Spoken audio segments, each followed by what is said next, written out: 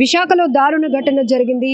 Arilova police station పరిధి పెదగదిలో క్రికెట్లో తలెత్తినటువంటి వివాదం ఒక యువకుడు హత్యకు దారి తీసినటువంటి దుర్ఘటన. ఏం జరిగిందో అడిగి తెలుసుకుందాం. మృతుని తాలూకా బంధువులందరూ కూడా కేజీహెచ్ మార్చిరీ దగ్గర ఉన్నారు. మీరేమవుతారండి? యాక్చువల్గా మాది జామర్లం కిర్ల విలేజ్. వాళ్ళ తాతయ్యలు ఉండేది మా దగ్గర, అదే మా ఊరు కిర్ల. అక్కడ మేము ఉంటాం, విజయనగరంలో ఉంటాను. మా విలేజ్ కిర్ల. అయితే మాకు సడన్గా నైట్ తెలిసిందనమాట, ఇలాగ క్రికెట్ ఆడుతుండగా ఇలాగ అజిత్ని వేరే అబ్బాయి వచ్చి ఇలా పొడిచాడు, అపోలో హాస్పిటల్కి తీసుకెళ్ళామని తెలిసింది. యాక్చువల్గా చిన్న చిన్న ఆటల విషయంలోనే వీళ్ళు ఎంత పెద్ద దానికి దారి తీసిందంటే, ఏ విధంగా అబ్బాయి మనవాడి మీద దాడి చేసాడు అనేది దారుణమైన సంఘటన. ఇటువంటివి కూడా మిగతా ఇటువంటి ఫ్యామిలీకి తీరని లోటు. మా చెల్లికి ఇది తీరని లోటుగా భావిస్తాను.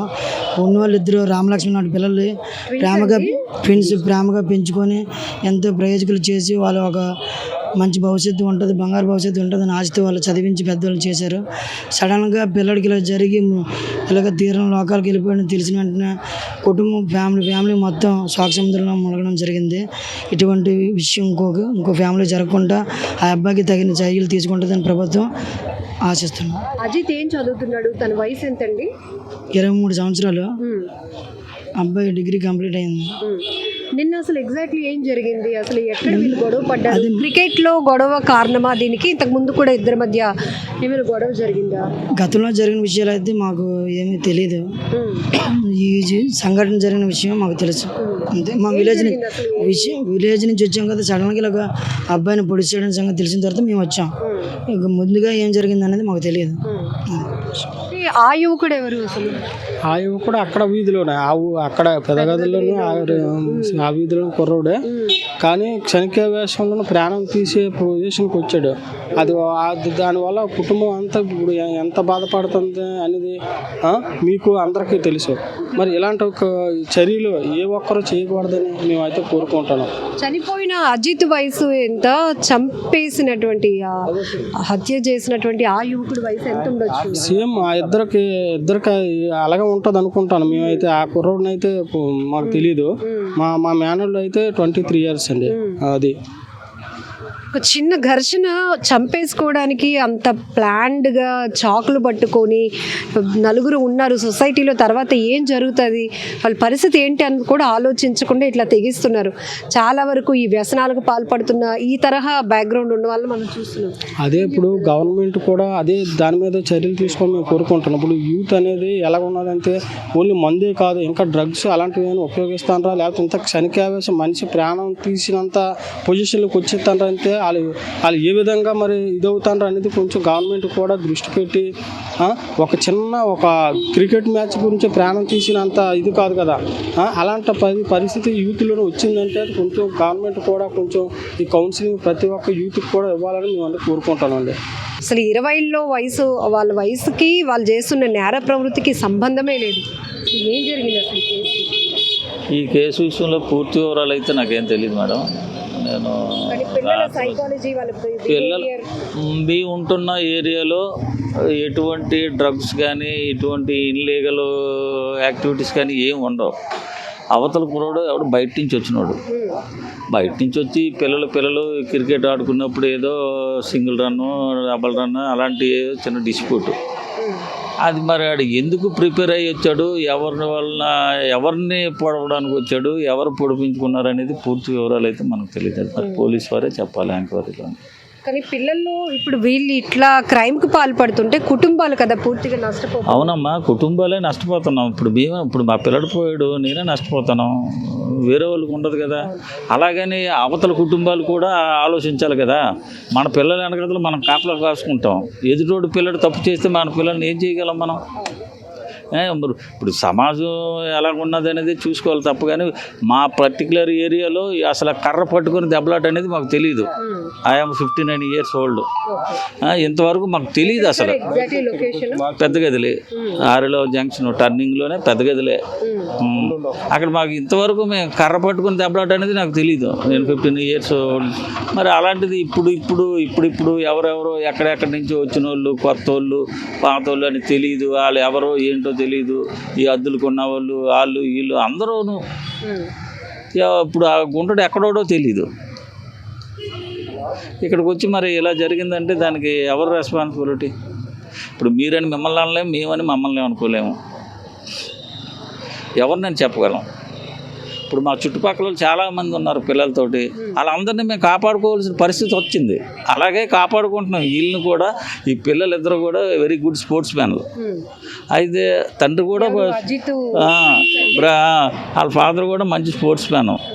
అయితే పిల్లలతో పాటు వీడు కూడా వాళ్ళతో పాటు వెళ్ళేవాడు.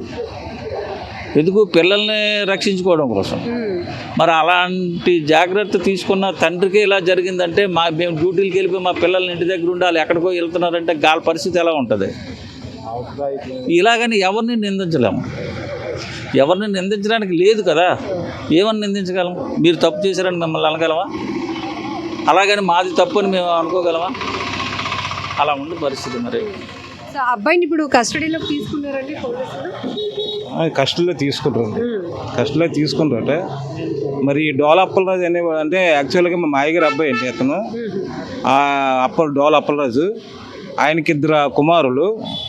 ఆ వివాహ జీవితంలో దేవుడు మంచి ట్విన్స్ని ఇచ్చారండి, రామలక్ష్మణ్ లాంటి ట్విన్స్. వాళ్ళ నాన్నగారు ఒక మంచి వాలీబాల్ ప్లేయర్, స్పోర్ట్స్ మ్యాన్.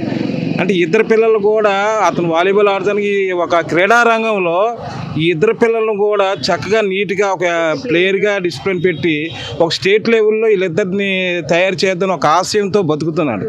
ఈ డోలాపలజ్ అనేవాడు మా మేనల్లుడు.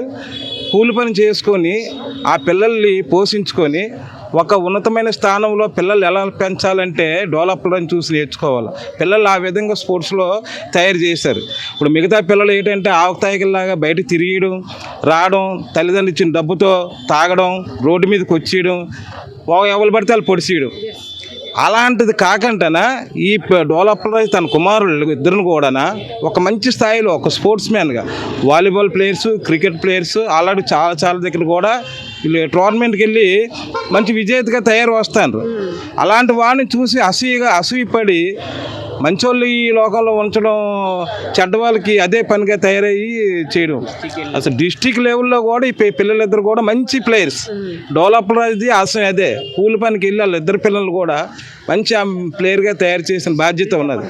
అలాంటి శోక సముద్రంలో ముంచిన ఆ కిషోర్ ఎవడో ఉన్నాడట. రేపొద్దున్న అదే పరిస్థితి ఆడే తెలిగితే వాళ్ళ తల్లిదండ్రులు ఎంత బాధపడతారు? ఒక 2 కుమారుల్లో ఒక కుమారుని తింటే వాళ్ళ తల్లిదండ్రులు ఎంత వేదన పడాలి? ఇప్పుడు వాళ్ళ పరిస్థితి ఏంటి? మరి బాధాకరం ఏంటంటే ఆ అబ్బాయి ఒక యువకుడినే తొలగించాను అనుకున్నాడు, కానీ ఒక తండ్రి డ్రీమ్ని చెరిపేశాడు.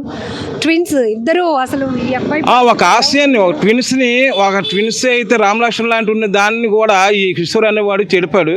సేమ్ మా ఓడికి అయితే ఎలాగైతే జరిగిందో సేమ్ ఆడికి కూడా అదే పడాలి. ఇప్పుడు స్టేషన్లోకి వెళ్ళిపోతారో, వచ్చేస్తారో, బెయిల్ పెట్టి తీసుకొస్తారో, అని చేస్తారు. అలాగని కాదు శిక్ష. సేమ్ మా ఓడికి ఏమైతే జరిగిందో, ఎలా జరిగిందో అదే శిక్ష పడాలి. స్టేషన్లోకి వెళ్ళిపోయి లొంగిపోయి అని చెంది నేను బెయిల్ మీద వచ్చేస్తానంటే ఇక్కడ చట్టాల ద్వారా తప్పించుకోవచ్చు, కానీ పైన భగవంతుడి దగ్గర మాత్రం ఎట్టి పరిస్థితులు తప్పించుకోలేడు. ఒక తల్లిదండ్రులకి గాయపరిచిన వ్యక్తి ఆడు ఎక్కడికి వెళ్ళా సరే ఇంకా బతుకు హీనంగా ఉంటుంది తప్ప ఏది లేదు. అలాంటి వ్యక్తి కుటుంబంలో ఒక మంచి ప్లేయరు ట్విన్స్లో ఉన్నాయి కాబట్టి ఒకరిని చంపేశాడు, ఇంకొకటి మిగిలాడు. ఆడు కూడా ఇంకా చాలా దుఃఖపడుతూ ఏడుస్తూ, ఒక పక్షులు రెక్కలు వచ్చిన పక్షులు ఎలాగైతే కొమ్మ మీద వాళ్తాయో, ఒక పక్షి ఎగిరిపోయిన తర్వాత ఒక పక్షి ఎదురు చూస్తూ ఉంటుంది. అలాంటి పరిస్థితుల్లో వాళ్ళ తమ్ముడు ఉన్నాడు. మరి మాకు అందరికీ బాధాకరం. దీన్ని మరి పరిగణించి దీన్ని ఎటువంటి ఇబ్బందులు లేకుండా ఆడికైతే మాత్రం పూర్తిగా శిక్ష అయినా పడాలా, లేక భగవంతుడైనా శిక్ష అయ్యాలా. అది మా బాధ. మరి ఎంత మాట్లాడలేము. మరి చక్కగా ఆడుతాడు. ఉదయం లేస్తే వాళ్ళకి ఏ చర్యల పట్ల కూడా లేవు, ఏమీ లేదు. ఎవరితో గొడవ ఆడడం కానీ అలాంటివి ఏమీ లేవు. సరదాగా నలుగురితో పాటు అందరితో కలుపుకొని మాత్రం వెళ్ళిపోయారు. అన్నయ్య, బాబాయ్, మాయని పిల్లడమే తప్ప వాళ్ళకి ఇంకో వెర్షన్ అంటే ఏం తెలియదు. 2 పిల్లలు కూడా సేమ్ యాస్టేజ్. వాళ్ళ నాన్నగారు, వాళ్ళ అమ్మగారు చాలా చక్కగా పెంచారు పిల్లల్ని. కానీ నిన్న జరిగిన సంఘటన మాత్రం చాలా దారుణం. అది దీనిపై స్పందించి పోలీసులు వారు వాడికి తగ్గించేది చాలా దారుణంగా వేయాలి శిక్ష మాత్రం.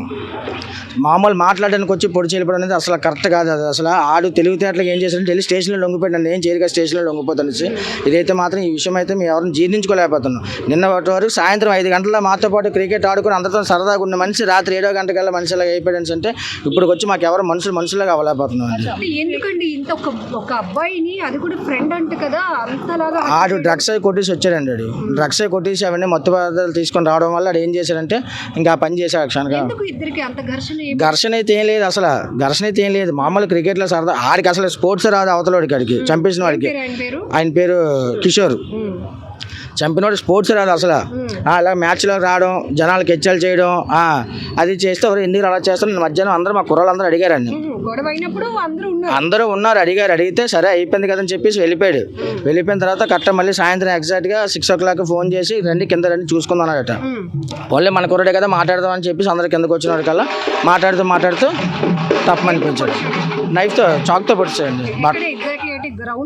గ్రౌండ్ దగ్గర కాదు, బయట ఇంటి దగ్గర, జంక్షన్లో ఇంటి దగ్గర కుర్రలందరూ మాట్లాడుతూ ఇలా మాట్లాడుతున్నారు. అందరూ తప్పమనిపించాడట. అయితే ఏం లేదు, మామూలు చిన్న దెబ్బ అనుకొని మేము ఎవరో పెద్దగా పట్టించుకోలేదు. తీరం చూస్తే 10 నిమిషాల్లో మొత్తం అంతా అయిపోయింది. చిన్న గొడవలు, కోపాలు, కక్షలు పెంచుకోవడాలు ఇవన్నీ పిల్లల్లో 20s ఏజ్ లో ఉన్న పిల్లల్లో చూస్తే ఎంత భయంకరంగా ఉంది. మరి ఏం చేస్తాం, బాగా ఈ డ్రగ్స్ క్యాటలకి జనాలు బాగా అలవాటు పడిపోతున్నారండి. మెయిన్ అది కానీ పోతే చాలా వరకు జనాలు ఇది అవుతారు. ఇప్పుడు అంటే వాళ్ళు తప్పు లేదు. ఇప్పుడు వాళ్ళు ఏమంటారంటే లేవని చెప్తారు, నేను ఇప్పుడు ఎవరైనా లేవని చెప్తాం. కానీ తెచ్చుకున్నారు, ఎక్కడ నుంచి తెచ్చుకున్నారని అది వాళ్ళకి తెలుస్తుంది. అది మనం ఎవరు ఏం చేయలేం కదా. అది ఆడుకోవడానికి వెళ్ళిన చోట కూడా పిల్లల్ని పోగొట్టుకునే పరిస్థితి పిల్లలకుంటే, తల్లిదండ్రులకుంటే పంపించడానికి భయపడతారు కదా. మరి అదేనండి మరి సిచ్యువేషన్. మేము ఇప్పుడు 3 నెలలు బట్టి చక్కగా గ్రౌండ్ చేసుకుని హ్యాపీగా ఆడుకున్నాం కుర్రలందరం, ఏది లేకుండా. మనం పోలమాం పండుగ కూడా మా పెద్దగదిలి కమిటీ సభ్యుల ఆధ్వర్యంలో టోర్నమెంట్ కూడా కండక్ట్ చేసాం. చాలా చక్కగా చేసాం. చేసిన కరెక్ట్గా ఒక 1 week అవుతుంది ఇంక రేపటికి మారువారం. ఈ లోపల ఈ ఇన్సిడెంట్ జరగడం అనేది మాకు అసలు చాలా ఇబ్బందిగా ఉంది. అసలు కిషోర్ కి అజిత్ కి ఫ్రెండ్షిప్ ఎప్పటి నుంచి? మామూలు ఇద్దరు ఊర్లో వాళ్ళే, బయట వాళ్ళు అయితే ఏం కాదు కదా. చిన్న మామూలుగా హాయ్ అంటే హాయ్, బాయ్ అంటే బాయ్ అంతనా. కానీ ఆ కిషోర్ అనేవాడు ఏంటంటే కొంచెం బాక్సింగ్ నేర్చుకున్నాడు. ఊళ్ళో తెచ్చుకొని నేను ఇది చేస్తాను. ఇది కాదు, చాలా గతంలో చాలా వరకు జరిగాయి, కాకపోతే ఎంత పెద్దగా జరగలేదు. ఇప్పుడు జరగడంతో మరి ఇంకందరూ కూడా ముందుకు వచ్చారు. మరి అది మరి వాడి మీద కేసులే ఉంటాయండి, 2-3 కేసులు ఉండుంటాయి. వాళ్ళ ఇంట్లో తల్లిదండ్రులు కూడా అలాగే అరెస్ట్ చేస్తారట. అజిత్ గారు వాళ్ళ నాన్నగారు కూడా కోచ్ అంట కదా, వాలీబాల్ కోచ్. చాలా బాగుంది అసలు. వాళ్ళందరూ కూడా చాలా జెన్యూన్ పర్సన్స్ అండి.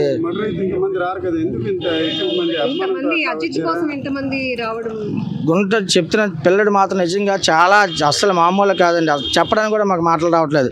చాలా అంత మంచివాడు పిల్లలిద్దరు కూడా. ఈ చనిపోయినాడు నిన్న అన్నాడు, మొన్న గెలిచిన కప్పు మాయా, కప్పు తెచ్చిన మాయా, సాయంత్రం ఫొటోస్ తీసుకున్న సరదాగానే కూడా అన్నాడు. మాకు ఇంకా కళ్ళల్లో అదే మాట ఆడుతుంది. ఇంకా ఇద్దరు ట్విన్స్. బాధగా ఉందండి. మరి అది క్రికెట్ ఆటలో ఇద్దరు యువకుల మధ్య మొదలైన ఘర్షణ ఒక యువకుడిని హత్య చేసే వరకు దారితీసింది. ఎంత దారుణాతి దారుణం అంటే విశాఖ ఆరిలోవ పోలీస్ స్టేషన్ పరిధి పెదగదిలో జరిగినటువంటి ఈ దారుణ ఘటనకు సంబంధించి డీటెయిల్స్లోకి వెళ్దాం. ప్రస్తుతం మనమైతే విశాఖ KGH మార్చురీ దగ్గర ఉన్నాం. ఒక్కసారిగా వి మిస్ యూ పెద్ద అంటూ అంతిమ వీడ్కోలు పలికేందుకు పెద్ద ఎత్తున అజిత్ మృతుడు ఎవరైతే యువకుడు ఉన్నారో 23 సంవత్సరాల యువకుడు సంబంధించినటువంటి బంధువులు, పెద్ద ఎత్తున ఊరు వాళ్ళు, స్నేహితులు అందరూ కూడా ఆఖరి ప్రయాణం కన్నీటి వీడ్కోలు పలికేందుకైతే పెద్ద ఎత్తున తరలి వచ్చారు. అయితే వీళ్ళు ఆరిలోవ పరిధిలోని పెద్దగదిలో అక్కడ ఒక గ్రౌండ్లో తరచుగా క్రికెట్ ఆడుతూ ఉంటారు. కిషోర్ అనే అబ్బాయికి ఈ ఎవరైతే మృతుడు అజిత్కి మధ్య చిన్నపాటి ఘర్షణే, పెద్ద ఘర్షణలు కూడా ఏమీ లేవు, అంతకుముందు తగాదాలు కూడా ఏమీ లేవు అనేది వీరందరూ కూడా చెప్తున్న విషయం. ఆ చిన్న గొడవకే కక్ష పెంచుకున్నటువంటి కిషోర్ అనే యువకుడు అజిత్ను నడి రోడ్డుపైనే కత్తితో దారుణంగా పొడిచి చంపేశాడు. చాలా దారుణమైన ఘటన. కిషోర్ ఎవరైతే నిందితుడు ఉన్నాడో, కిషోర్ వయసు కూడా 26 సంవత్సరాలు. ఈ స్నేహితుడిని అలా కత్తితో పొడిచి చంపిన తర్వాత ఆ యువకుడు నేరుగా వెళ్ళి పోలీసులకు లొంగిపోయాడు. ఇదంతా పథకం ప్రకారమే చేశాడు అనేది వీళ్ళందరి ఆవేదన. బట్ ఇక్కడ మనం చెప్పుకోవాల్సింది మృతుడు అజిత్ వాళ్ళ నాన్నగారు కూడా వాలీబాల్ కోచ్ అప్పలరాజు గారు. ఆయన చాలా స్పోర్ట్స్ స్పిరిట్ ఉన్నటువంటి వ్యక్తి. కొడుకులు ఇద్దరు కూడా ట్విన్స్. ఇప్పుడు మృతి చెందినటువంటి అజిత్తో పాటు వాళ్ళ తమ్ముడు ఇద్దరు కూడా ట్విన్స్.